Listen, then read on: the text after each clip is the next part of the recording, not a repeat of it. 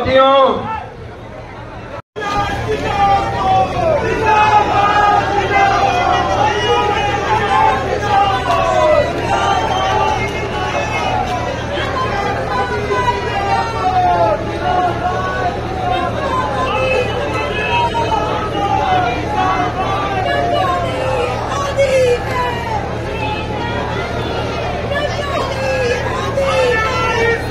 कांगड़ा से आनंद शर्मा जो न केवल राष्ट्रीय स्तर के नेता हैं बल्कि अंतर्राष्ट्रीय स्तर पर इनकी छवि है।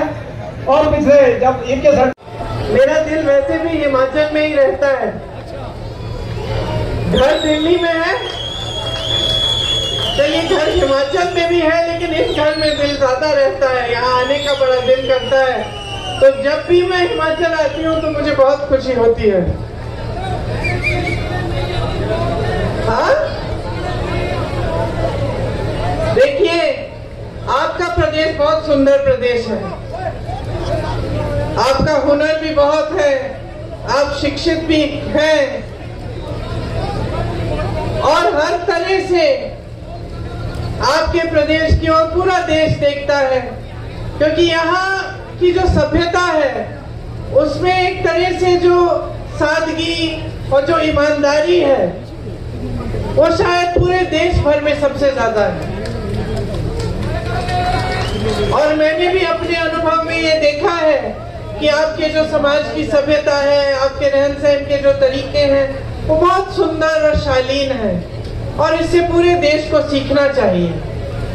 जो भी नेता यहाँ आता है खासतौर से चुनाव प्रचार के लिए, वो ये बात जरूर करता है कि ये देव भूमि है और वीरों की भूमि है, और ये सही बात है, एक गंभीर बात है जिसे समझना बहुत जरूरी है। ये कहने का तरीका नहीं होना चाहिए कि कोई भी आया कह दिया और चले गए। ये बात गहरी इसलिए है क्योंकि ये देव भूमि है और देवताओं की जो कृपा होती है वो हमेशा ईमानदारी पे होती है, ईमानदार लोगों पे होती है। जीवन सच्चाई से जियो, ईमानदारी से जियो, तभी भगवान की सारी कृपा आपके साथ, आपके ऊपर रहती है। तो आपकी ये जो भूमि है इसे देव भूमि कहते हैं क्योंकि यहाँ की एक परंपरा है, एक सभ्यता है, एक सुंदरता है जो दैविक है। वीर भूमि इसलिए कहते हैं क्योंकि आपने हमेशा अपने प्रदेश से सरहद पे अपने बेटों को भेजा हमारी धरती की रक्षा करने के लिए, हमारे देश की रक्षा करने के लिए। यहाँ के बहुत जवान शहीद हुए, उन्होंने जान दी अपने देश के लिए, और इसलिए आपकी धरती वीर भूमि कहलाई जाती है। माता पिता चाहे जितने भी गरीब हो, जितने भी दूर दराज इलाके के हो, सब अपने बच्चों को आजकल शिक्षित करते हैं। सबसे पहला परिवार का मकसद यही होता है, बच्चा शिक्षित होगा, अच्छी नौकरी मिलेगी, अपने पैरों पे खड़ा हो जाएगा।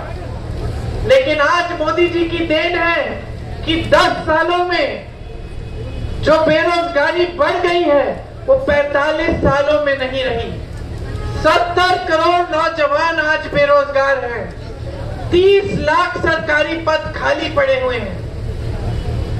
जिस तरफ आप देखिए उस तरफ इन्होंने संकट बढ़ा दी है, मुश्किलें बढ़ाई हैं, परेशानियां बढ़ाई हैं। आपकी मदद करने के बजाय, आपका समर्थन करने के बजाय, आपको मजबूत करने के बजाय आपको कमजोर किया जा रहा है।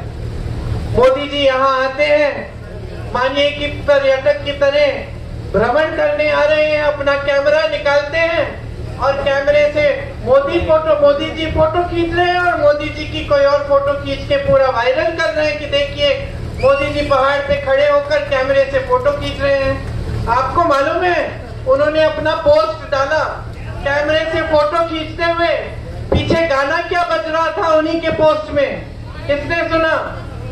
चंबा कितनी दूर, बिल्कुल सही गाना था। क्योंकि मोदी जी कट गए हैं पूरी जनता से, और चंबा की जनता से तो पूरी तरह से कटे हुए हैं।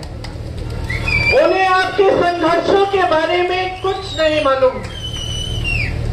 आप कैसे जीते हैं, कैसे महंगाई का सामना करते हैं, कैसे बेरोजगारी का सामना करते हैं, उन्हें कुछ नहीं मालूम। आपके क्या हुनर है, उन्हें ये भी नहीं मालूम। और आज जो परिस्थितियां उन्होंने देश में बनाई हैं, तो भाइयों और बहनों कोई बताएगा भी नहीं उन्हें। सब डरते हैं, उनके अधिकारी उनसे, उनके साथी डरते हैं, उनके मंत्री डरते हैं। जनता के बीच तो वो आते ही नहीं, कभी किसी किसान से नहीं पूछते कि आपकी क्या हालात हैं, कैसे जी रहे हो। कभी आकर किसी आपदा में भी एक बार पूछते नहीं है। यहाँ कितनी बड़ी आपदा हुई, मोदी जी कहते हैं कि ये उनका परिवार है, हिमाचल उनका दूसरा घर है। आए क्या आपदा के समय? एक बार आपको मुंह नहीं दिखाया। आपदा के समय आने की बात छोड़िए, एक पैसा राशि, एक पैसा नहीं भेजा इन्होंने केंद्र से। इतनी भी राशि नहीं भेजी कि जहां जहां आपदा हुई थी वहां मदद हो जाए। हमारी सरकार ने जितनी स्कीमें आपके लिए बनाई थी, वो लगभग उस समय हमें रोकनी पड़ी, क्योंकि सरकार के सारे पैसे, सारी संपत्ति हमने आपकी जो आपदा में जो मुश्किलें हुई उनको आपको सहूलियत पहुंचाने के लिए, आपको राहत देने के लिए डाली।